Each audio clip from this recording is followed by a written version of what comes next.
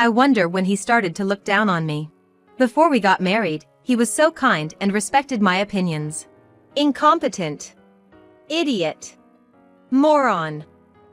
Day after day, he hurled these cruel words at me, constantly asserting his own superiority. One day, I couldn't stand it any longer and talked back. He got mad and stormed out. At that moment, I realized something. I should have done this from the beginning. My name is Elsa, and I'm 28 years old. Just an ordinary office worker at a certain company. I met my husband, Nathan, through a friend, and we got married after dating for 2 years. From the beginning, he was very smart and always made me feel happy. Elsa, here. Is this from my favorite brand? It's been a year since we started dating, right? I wanted to give you something memorable. This is so expensive. I'm sorry. You went to so much trouble. Don't worry about it. I bought it because I wanted to give it to you, Elsa. He was unusually thoughtful for a man, always noticing even the smallest changes in me. In retrospect, he might just have been used to dealing with women.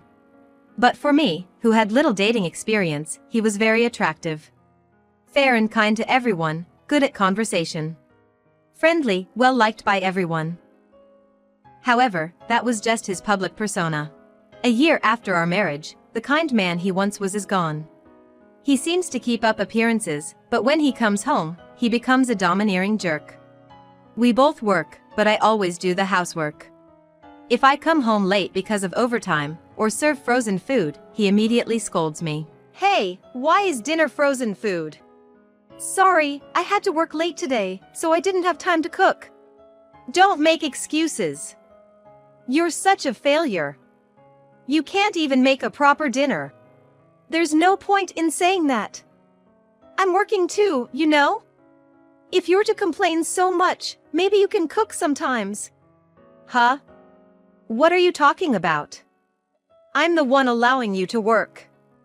Be grateful to me, you loser. Now, hurry up and cook something. Apparently, in his mind, I'm just selfishly choosing to work. All I want is to keep working until we have kids. He doesn't think at all about sharing the housework because we both work. He's always insulting people, but if something good happens to him at work, he can't stop bragging about it. Just the other day, he came home in high spirits and started talking right away. Today at work, my colleagues relied on me. Man, it's tough having my own work and still being busy. I see. Good job. Everyone at the company recognizes my abilities, so people naturally come to me. Nathan, you're amazing. Right? I'm on a different level than a loser like you. You're lucky. Be grateful that you got to marry someone as capable as me. Despite our income not being that different, he talks as if he's the only one who's superior. To be honest, his attitude often makes me angry. Usually, I manage to endure it, but sometimes I can't help but talk back. However, no matter how much I express my own opinion, he never changes his mind and just fights back with his usual sophistry. Lately, even arguing has become a drag.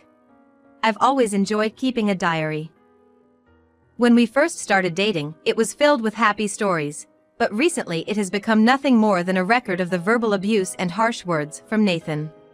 One day, an unforgivable event had occurred. I had planned a meal out a month in advance to celebrate my best friend, Sally's birthday. I had told Nathan about this, and he had agreed to it. Despite that, on the day itself, he sprouted the most absurd statement. Hey, we're going to my parents' house today. What? I couldn't believe my ears. We can't today. I've told you I'm having dinner with Sally for her birthday. I must have forgotten about that trivial matter. Anyway, start getting ready to go to my parents' house. But I told you. I can't go. I have a promise with Sally. If it's that important, Nathan, you should go alone. Huh. If I did that, our parents would get the wrong impression. They might think our marriage isn't going well and start prying into my life. True to his reputation as a man of appearances, he only thinks about himself. With a heavy sigh, Nathan began yelling, his face turning red in anger. I told you to get ready quickly. You're a hopeless fool, and I bet your friend isn't any better. Excuse me? What did you just say? There's no need to celebrate such a person's birthday. It's a waste of money and time. Wait a minute, Sally is my precious friend. Take back what you said. I just stated a fact. Got a problem with that? Of course I do. I won't let you get away with insulting my close friend. I will never forgive you until you take back what you said and apologize. Nathan, however, smirked provocatively and snorted. Won't forgive until I apologize? Do whatever you want. I don't need your forgiveness. What's with that attitude? Do you even realize how horribly you're behaving? You just insulted my dear friend. Man, what a hassle. Enough. I'm out of here. While I'm gone, you better reflect on your actions. Think hard with that useless head of yours about how to behave towards me in the future. He stormed out, leaving behind only the bare essentials. The faint love I had left for him completely vanished at that moment. I couldn't forgive him anymore. Not just me, but to insult my dear friend too. Without chasing after him, I headed to the rendezvous point with Sally. Several hours later, after having a fun meal and a shopping spree with Sally, I returned home at night. Nathan wasn't home yet, but that didn't matter to me. I had completely lost any feelings for him. He didn't return, and I enjoyed living alone for several days. During that time, I had a realization. Wait a minute. Isn't life much more comfortable without him? Even when I managed household chores in between work, he wouldn't even utter a word of thanks, let alone praise. On top of that, he would constantly belittle me. Continuing such a marital relationship would be a complete waste of time and money. In my valuable life, Nathan's existence is nothing but a hindrance. Why had I even tried to understand and make efforts for such a husband? All my patience up until now suddenly seemed foolish. If I continued this marriage, it would only chip away at my mental health. It's smarter to get a divorce as soon as possible. Thus, I decided to divorce. When I told my best friend Sally about this, she listened to my story with sympathy. That's what happened. I just assumed you were living a happy married life. He's always desperate to keep up appearances. It's terrible at home. As she said this with a far-off look in her eyes, Sally murmured. I see. So, what's the plan now? I'm thinking about getting a divorce. I see. If that's your decision, Elsa, I think it's for the best. Can I refer you to a top-notch lawyer? That would help. I'm a secretary at a law firm. I know many competent divorce lawyers. Thank you. I can finally break free from that man. I'll start a new life. Following that, I consulted with the lawyer Sally introduced to me, and started making steady preparations for the divorce. Nathan returned exactly a week after he left. Seeing me, he grinned and spoke. Hey Elsa, long time no see. How was it? Being alone must have made you realize a few things, right? Yes, I did realize a few things. At my reply, he nodded in satisfaction. Good to hear. You must have understood my value in this week. I hope you reflected properly. Reflected? What should I reflect on? Huh? You really are dumb. Even though I gave you plenty of time to think, you haven't changed a bit. I have. I've changed indeed. He looked puzzled at my strong declaration. What's changed? What on earth are you talking about? My feelings have changed. Huh? I don't see any change in you. First, could you sign this for me? What's this? It's a divorce application. Can't you see? A divorce application. As soon as he saw the divorce application I presented, he exploded. Damn it. Are you out of your mind? You should be grateful for me while I was gone. Don't talk nonsense. It was rather comfortable being alone. That's why I'm asking for a divorce. Fooling around. How dare you decide that on your own? Why do you think I left for a week? To make you reflect on your actions and give you time to think. Well, I appreciate that. Thanks to you giving me time, I've realized. It's more comfortable without you, and I don't need a man like you at all. What? Nathan was probably shocked to hear that I decided to divorce him while he was gone. His mouth opened and closed as he tried to squeeze out words. You're joking. I gave you time to think out of goodwill, and now you're talking about a divorce. I won't accept such selfish behavior. It doesn't matter if you don't accept it. I'm not canceling the divorce.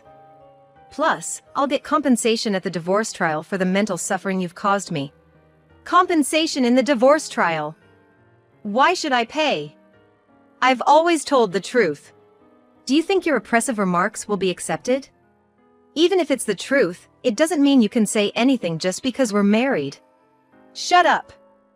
I've been listening to you all high and mighty.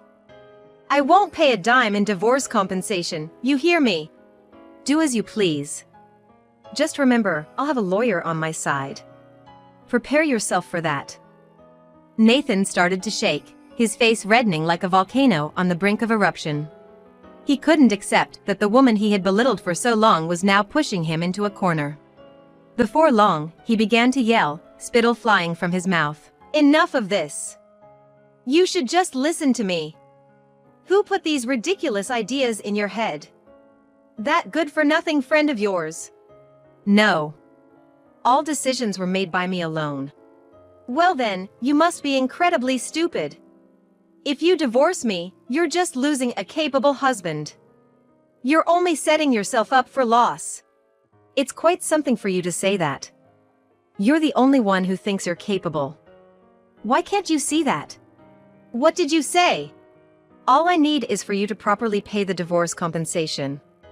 Can you sign the divorce papers quickly? Don't mess with me. There's no evidence that I've caused you mental distress. There is evidence. What? I showed him the numerous diary entries I had recorded on my phone. In it were detailed accounts of the daily verbal abuse I had endured. Looking intently at the smartphone screen, I told him clearly, you know, keeping a detailed diary like this can be used as evidence. I was surprised to find out myself. You've been recording this all along. It was a daily habit. I've always liked keeping a diary. But who knew it would come in handy like this? It was worth being diligent all this time. Don't mess around. I won't let you do as you please. He stormed into my room, no doubt looking for the diary to destroy the evidence. As I watched him frantically search for my diary, I spoke with a relaxed smile. Sorry to disappoint you while you're searching so diligently, but it's useless. I've already handed over the diary to my lawyer. What the hell? Of course I wouldn't leave evidence around here. I've been preparing for the divorce for a while now, when you weren't around. Shut up. I'll never admit to a divorce. I won't approve it. Huh? I don't need your approval. Even without it, as long as I have enough evidence, I can divorce. Nathan seemed to want to retort, but perhaps he realized it was futile and clenched his teeth in anger. He didn't seem to think he had done anything wrong. I was truly dumbfounded by him. You really are a joke right now. What's that? Do you even understand why it's come to this? It's because you're a despicable person who can verbally abuse others without feeling any guilt. You probably thought if you acted nice until we got married, you'd have me in your grasp. Well, you're out of luck. I'm not stupid enough to dedicate my life to a lowlife like you. How dare you? Who do you think I am? You? I only see you as an overconfident piece of trash. What? A piece of trash? While you weren't around, I realized it's a waste of time to be in a marriage with trash like you. So I decided to quickly throw you out. I hope you struggle and suffer from now on. Fall down to the depths of hell. Never, ever involve yourself in my life again. I ignored my stunned husband and left the house. I never looked back. When I reported the divorce to Nathan's parents, they were furious with him. You idiot! Divorce is a disgrace to our family. That's right. We can't show our faces to the neighbors. What are you going to do about it? Indeed, they were the parents of this man. It seemed his parents also cared abnormally about what others thought. As for his father, he gave his son a stern scolding, followed by a beating. Ouch! Stop it, Dad! Shut up! You can't even protect your own family. But I didn't expect that woman to resist me. You're disowned. Don't come back to this house. No way! Reflect on your actions alone for a while. Nathan didn't seem to expect to be hit by his own father. He reportedly apologized profusely, crying pathetically. Despite his pleas, he was easily disowned from his family home. Afterward, my diary became solid evidence, and the divorce was finalized. I was also able to fully recover the compensation money from the divorce trial. Since I left, Nathan's life has been a mess. His meals consist of fast food or frozen food every day, and his suits are wrinkled. It's the natural consequence of dumping all the housework on me. The reason for our divorce gradually spread throughout the company, and his reputation at work plummeted. Now, it seems that the employees keep their distance from him, treating him like a hot potato.